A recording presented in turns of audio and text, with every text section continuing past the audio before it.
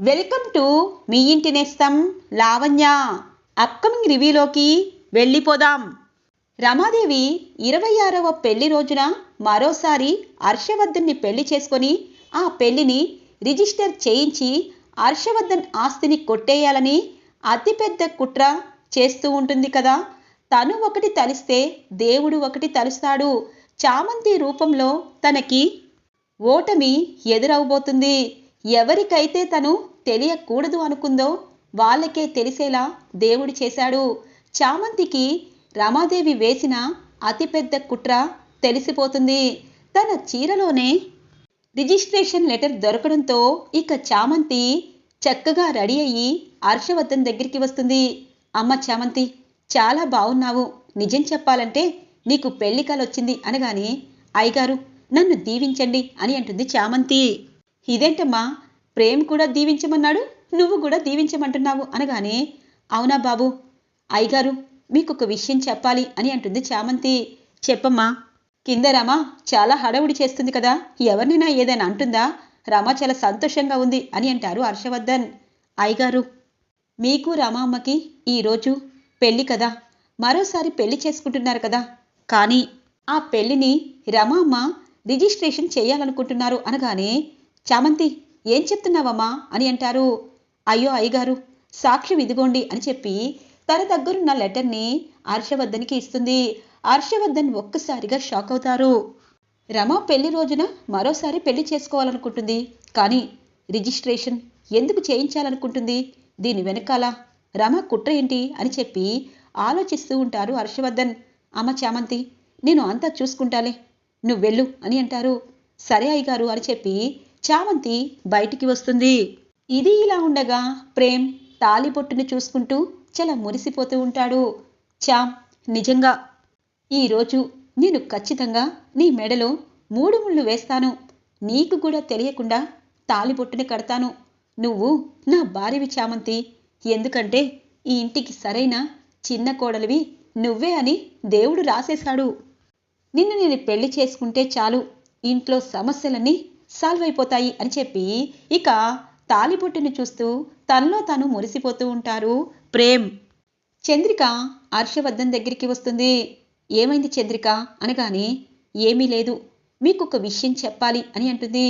అంటే రమ ఏదైనా కుట్ర చేస్తుందని నీకు కూడా అనిపించిందా చంద్రిక అనగానే, నాకు తెలీదు. తను ఏ కుట్ర చెయ్యకపోతే మనం ఇలా ఎందుకు ఉంటామండి?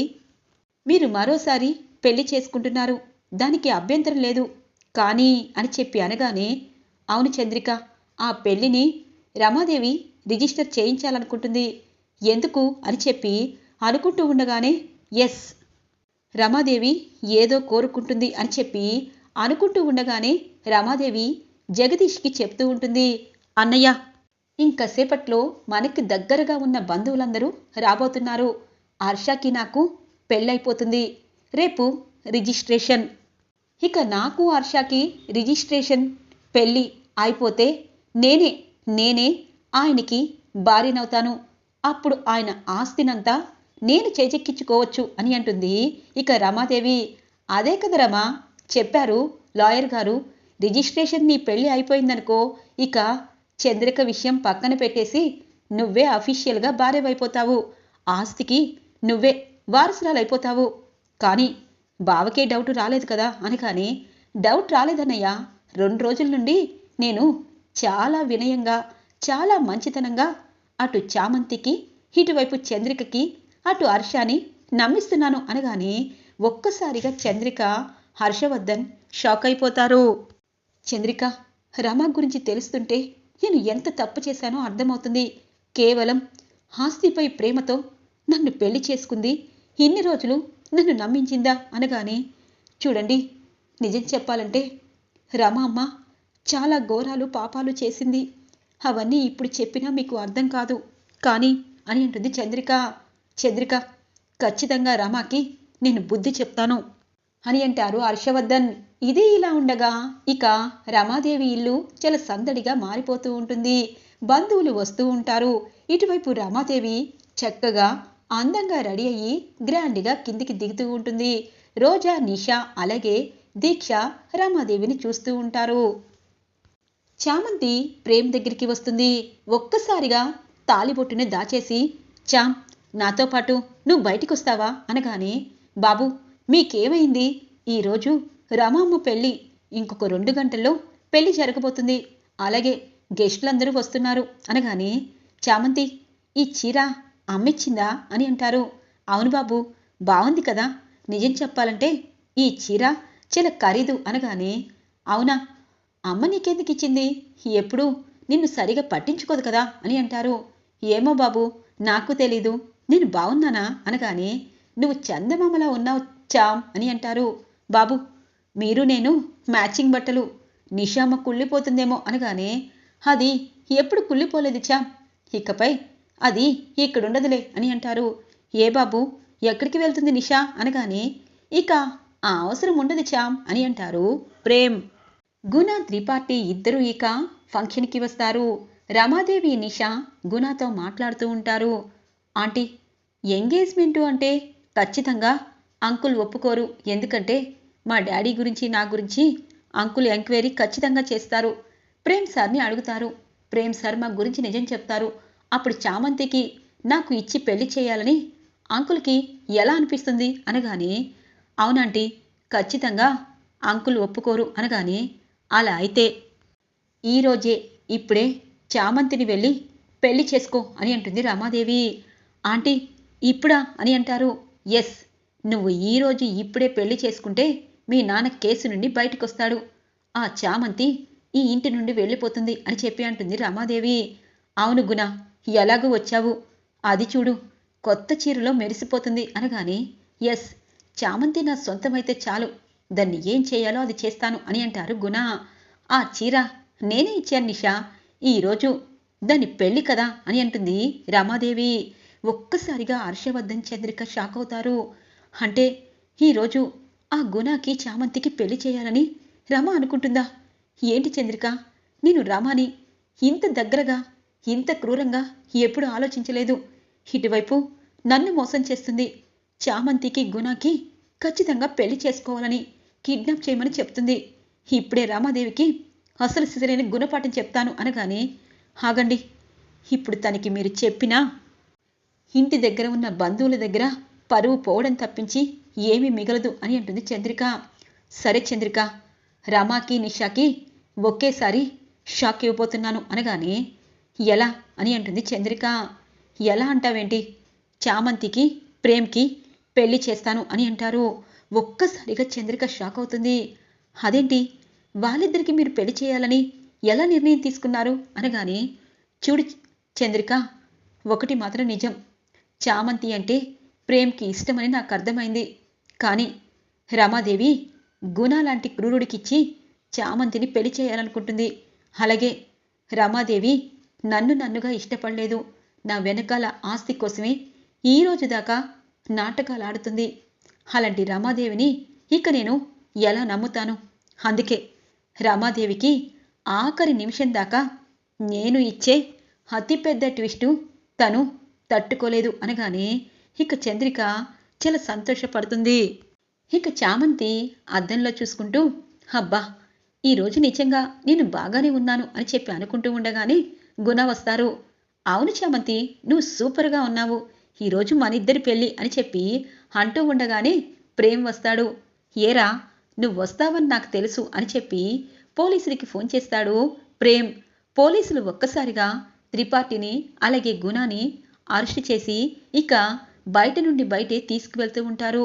ప్రేమ్ బాబు, గుణ నన్ను ఇక్కడ పెళ్లి చేసుకుంటాను అన్నాడు, మీకెలా తెలుసు అనగానే, అయ్యో చామ్, అమ్మా నాన్న పెళ్లి రోజునాడ ఎన్ని ట్విస్టులుండబోతున్నాయో నీకు తెలీదు. రా, ఫంక్షన్కి అందరూ వచ్చారు. త్రిపాఠికి రేపు ఖచ్చితంగా కోర్టులో అన్ని సాక్ష్యాలు ప్రూవ్ చేసేసి జైలుకు పంపిస్తాను అనగానే, ఇక చామంతి, ప్రతిసారి నన్ను ఏదో ఒకలాగా కాపాడుతున్నారు బాబు, మీ రుణం ఎలా తీర్చుకోవాలి అనగానే, నా భార్యను చామ్, అప్పుడు నా రుణం తీరిపోతుంది అనగానే, బాబు పదండి బయటికి అని అంటుంది. ఇద్దరు ఇక హాల్లోకి వస్తారు. ఇటువైపు రమాదేవి చాలా ఆనందంగా, పంతులు గారు చెప్పినట్టు ఇప్పుడు ఇంకా గంట ఉంది ఇక పెళ్ళికి అనగానే, అమ్మా, మీరు మరోసారి పెళ్లి చేసుకోబోతున్నారు కాబట్టి ఖచ్చితంగా పెళ్లి పీట్లపై కూర్చోండి అని అంటారు పంతులు గారు. ఇక హర్షవర్ధన్, రమాదేవి పెళ్లి పీట్లపై కూర్చుంటారు. చంద్రిక చూస్తూ ఉంటుంది. చామంతి మాత్రం లోపల బాధపడుతూ చంద్రికని గమనిస్తూ ఉంటుంది. ఇక కరెక్ట్గా మరోసారి రమాదేవి మెడలో తాలిబొట్టు కట్టాలనుకున్న హర్షవర్ధన్ పైకి లేచి ప్రేమ్, చామంతి అని అంటారు. హర్ష, వాళ్ళెందుకు అనగానే, ఒక్క నిమిషం రమా, ఇక్కడికి వచ్చిన బంధువులకి, అలాగే ఆఫీస్ కొలీగ్స్కి, అలాగే నాతో పాటు బిజినెస్ చేసిన అందరికీ ఒక విషయం చెప్పాలనుకుంటున్నాను అని అంటారు హర్షవర్ధన్. రోజా, అరుణ్, అలాగే నిషా అందరూ షాక్ అవుతారు. అంకుల్, ఏం చేయాలనుకుంటున్నారు అనగానే, ఆగమ్మా, తినబోతూ రుచెందుకు, ప్రేమ్, చామంతి పీటలపై కూర్చోండి అనగానే, అయ్యగారు అని అంటుంది. అమ్మ చామంతి, నీకు మా ప్రేమంటే ఇష్టమా లేదా అని అంటారు. అయ్యగారు, మీరేం చేస్తున్నారు అని అంటుంది. ప్రేమ్, నీకు చామంతి అంటే ఇష్టమా అనగానే, నాన్న, నా ప్రాణం చామంతి, చామంతి నాకు భార్య అవ్వాలని కోరుకుంటున్నాను అనగానే, ఎస్, నిజంగా ఆచ్యం నాలాగే, కానీ నేనైనా తప్పు చేశాను కానీ నువ్వు తప్పు చేయలేదు. అమ్మ చామంతి, నా కొడుకు, నా చిన్న కొడుకుని నువ్వు పెళ్లి చేసుకుంటావా అని అంటారు. హైగారు అనగానే, హర్ష అని అంటుంది. రమా, కాసేపు ఆగుతావా అని అంటారు ఇక హర్షవర్ధన్. ఇక పీటలపై వాళ్ళిద్దరినీ కూర్చోపెడతారు హర్షవర్ధన్ అలాగే చంద్రిక. ఇక పంతులు గారు వాళ్ళిద్దరికీ పెళ్లి చేస్తూ ఉంటారు. రమాదేవి తట్టుకోలేకపోతూ ఉంటుంది. నిషా అంటుంది, అంకుల్, మీరు చేస్తున్నది ఏంటి? నేను మినిస్టర్ కూతుర్ని, నాకు కాబోయే భర్తని ఆ పని మనిషి చామంతికిచ్చి పెళ్లి చేయడం ఏంటి అనగానే, ఆపమ్మా, రూల్స్ మాట్లాడుతున్నావేంటి? అంటే ఒక ఆడపిల్ల జీవితాన్ని ఎలా పడితే అలా ఆడుకుందామని నిర్ణయించుకున్నావా? ఆ గుణ ఎవడు, త్రిపాఠి ఎవరు? చామంతిని కిడ్నాప్ చేసి పెళ్లి చేసుకోమని ఉచిత సలహా చెప్తున్నావు?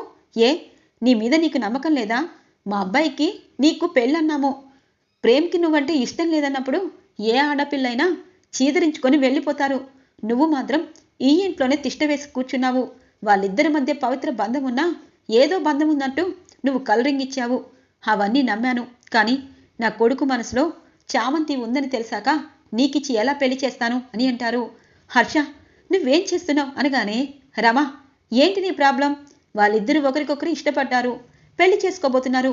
చూడమ్మా నిషా, మీ నాన్న ప్రైమ్ మినిస్టరే, కానీ నువ్వు చేసిన పని ఆయన దాకా వెళ్ళిందనుకో, నువ్వు ఒక ఆడపిల్ల జీవితంతో ఆడుకుంటున్నావంటే ఖచ్చితంగా నువ్వు లాకప్లో ఉంటావు అనగానే ఇక నిషా తట్టుకోలేకపోతుంది.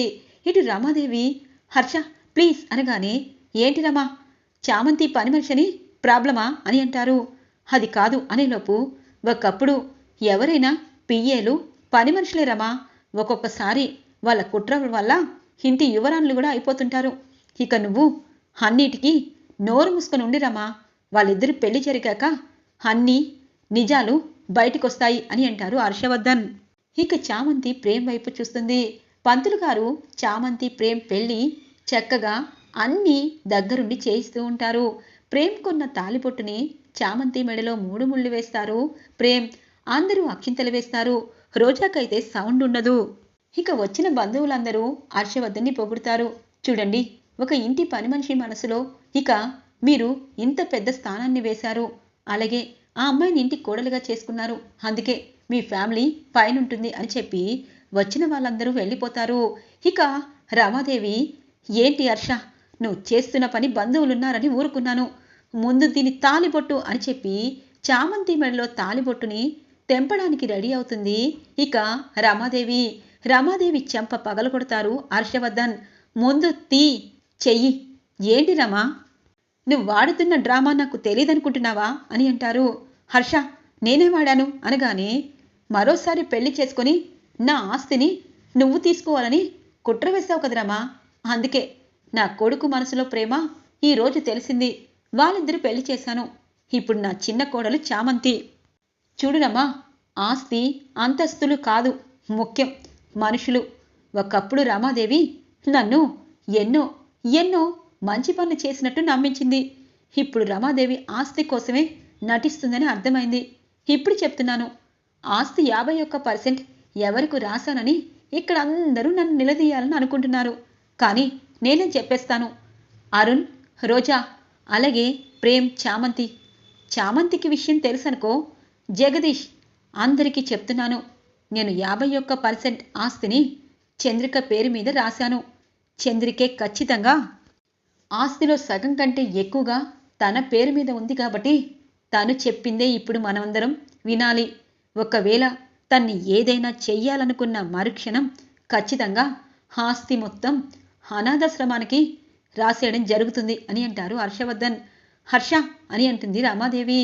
ఇక ప్రేమ్ చామంతి ఇక హైగారు, ఈ ఇంట్లో ఏం జరుగుతుందో నాకు తెలీదు, కానీ అమ్మగారికి మీకు నా వల్ల గొడవద్దు అనగానే, అమ్మ చామంతి, అసలు నీ విషయమే కాదు, ఇదిగో రమాదేవికి నాకే ఆస్తి విషయంలో పెద్ద పంచాయతీ జరుగుతుంది. ఇప్పుడు రమాదేవికి క్లారిటీ వచ్చేసింది. చంద్రిక, ఇప్పుడు నువ్వు ఏ నిర్ణయం తీసుకున్నా మేమందరం తల వంచాల్సిందే అని అంటారు హర్షవర్ధన్. డాడీ, అలా చేస్తారేంటి? ఇంటి పని మనిషికి 51% రాయడమేంటి అని అంటారు అరుణ్. ఎస్ అరుణ్, ఎందుకంటే మీ అందరూ ఆ రోజు నాకు హార్ట్స్ట్రోక్ వచ్చినప్పుడు చామంతి చంద్రికానే అల్లాడిపోయారు. నువ్వు అలాగే రోజా, మీరందరూ కనీసం నేను ఎలా ఉన్నానో కాదు, లాయర్తో నాకింత వాటా రావాలని అనుకున్నారు. మరి మనకి సేవలు చేస్తున్న వాళ్ళకి ఆస్తిని రాస్తే ఆ దేవుడికి కూడా నచ్చుతుందని అలా చేశాను అరుణ్. ఇప్పుడైనా మించిపోయింది లేదు. చంద్రిక ఎక్కడికి వెళ్ళదు కదా, మన ఇంట్లోనే ఉంటుంది కదా అని అంటారు హర్షవర్ధన్. ఇక చామంతి ప్రేమ్ ఇద్దరు అలాగే హర్షవర్ధన్ వైపు ప్రేమగా చూస్తూ ఉండిపోతారు. ఈరోజు రివ్యూ ఇలా ఇంట్రెస్టింగ్గా ఎండ్ అవుతుంది ఫ్రెండ్స్. రాబోయే రివ్యూ కోసం మా ఛానల్ని సబ్స్క్రైబ్ చేసుకోండి. Thanks for watching friends.